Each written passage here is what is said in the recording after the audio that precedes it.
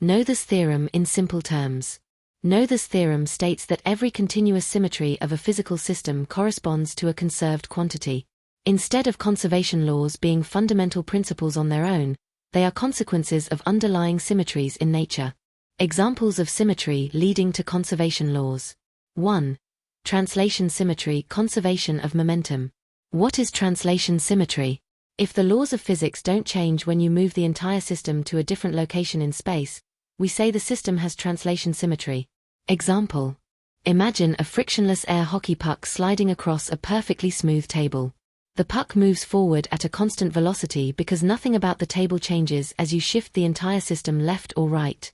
Noether's theorem says that this symmetry, translation in space, implies that the system's total momentum remains constant. Mathematical connection. From the Lagrangian formulation of mechanics, this invariance under spatial translation results in the conservation of momentum. 2. Time translation symmetry, conservation of energy. What is time translation symmetry? If the laws of physics don't change over time, i.e., the rules of nature today are the same tomorrow, then the system has time translation symmetry. Example. A pendulum swinging in a vacuum with no external forces. If the system is isolated, the total energy of the pendulum, kinetic plus potential, remains the same over time. Noether's theorem tells us that this happens because the physics of the pendulum doesn't change over time, so energy is conserved. Mathematical connection. From the Lagrangian, time translation symmetry leads directly to the conservation of total energy. 3. Rotational symmetry, conservation of angular momentum. What is rotational symmetry? If a system behaves the same when rotated about some axis, it has rotational symmetry. Example. A spinning ice skater pulling in their arms. There's no external torque, so angular momentum is conserved. As the skater reduces their rotational radius, their spin speed increases. Noether's theorem tells us that this happens because the laws of physics are unchanged under rotation, so angular momentum remains constant. Breaking symmetry implies breaking conservation laws. Noether's theorem works both ways.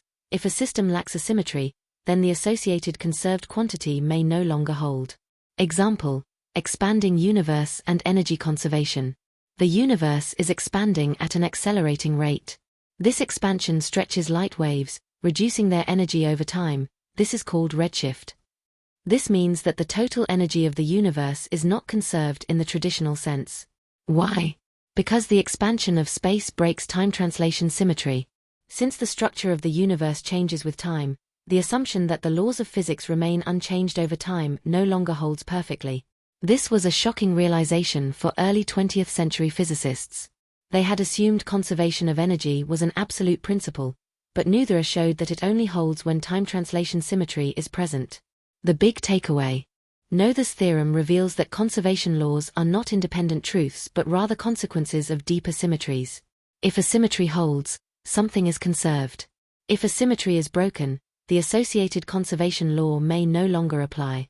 This idea has profound implications for physics, from classical mechanics to quantum field theory and cosmology.